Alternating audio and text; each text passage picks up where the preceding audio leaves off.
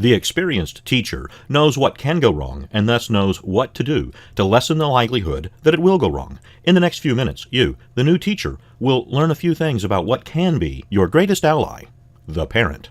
Parents do not keep their best ones at home. They send their best ones to us, and under the best of circumstances, you are a short-term partner with the parents, and it is your responsibility to work with the parents for what they want for their child. It is always best if your initial contact with the parents is a positive one, and as much as possible, it is your responsibility to keep things positive.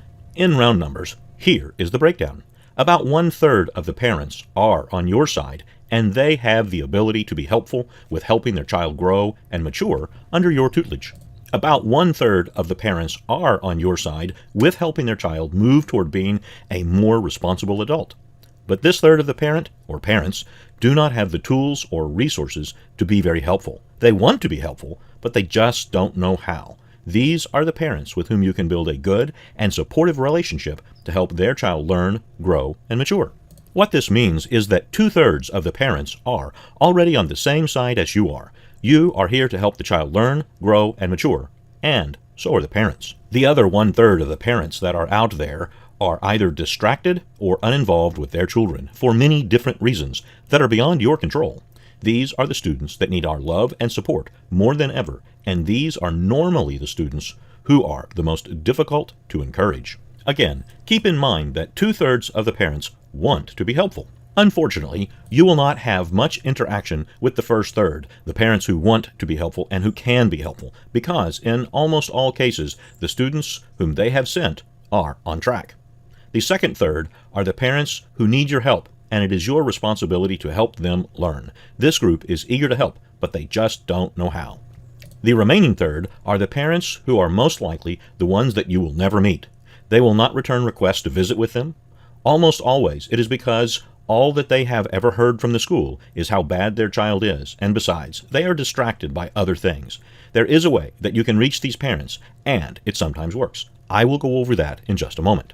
One of the things that I have done at the start of the school year is to have the students all address postcards to their parents. Then I file them away, and when the young man or young lady has done something noteworthy, I pull out the postcard, write the positive note, and drop it in the mail. It has been reported to me that these positive notes are often displayed on the front of the refrigerator. It is also interesting to me that many secondary level students do not know how to address a postcard or even know what the right zip code is. One student said to me, "I've never gotten anything in the mail, so why would I know how to do this?" What this means is getting something in the mail is becoming more unique. It takes a bit of time and effort to start out well, but when you have several positive interactions with the parents, it makes handling adverse situations much easier. Starting out well with the parent also greatly lessens the likelihood that you will even have adverse reactions or interactions with the parent or the student. Students who know that you are in contact with their parents generally behave themselves, not out of fear, but out of a better understanding of what's right and what's wrong. If your school has a meet the teacher night or something like that, keep a list of who came and how he or she is connected with your students.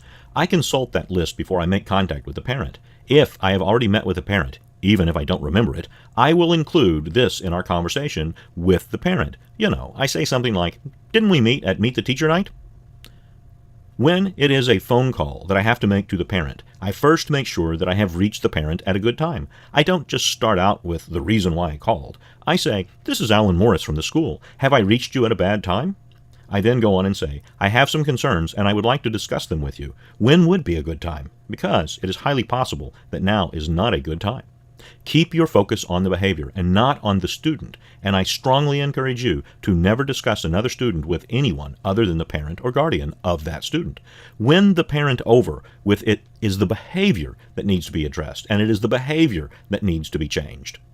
Now we shift to a different situation that often happens with those parents with whom you have had no contact. The parent is upset by something that the student has told him or her, and now the parent wants a meeting with you in the principal's office right now. A good and experienced principal will visit with the parent and suggest that the parent first meet with you, the teacher, to discuss the issue or concern. There are some parents that refuse to meet with the teacher first. It is my strong suggestion that this demanded meeting take place in a conference room and not the principal's office or your classroom. This way, when the parent, who most likely just wants to be heard, is finished, you and the principal can leave. Some people are difficult to get out of your office or your classroom, and if the meeting takes place in a conference room, you, the teacher, can simply leave when it's over.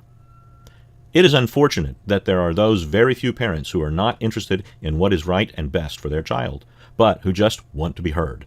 There are things that are going on in their lives that would break your heart if you knew what was happening, but that is not your business. Keep your focus on what is your business, the business of helping students learn.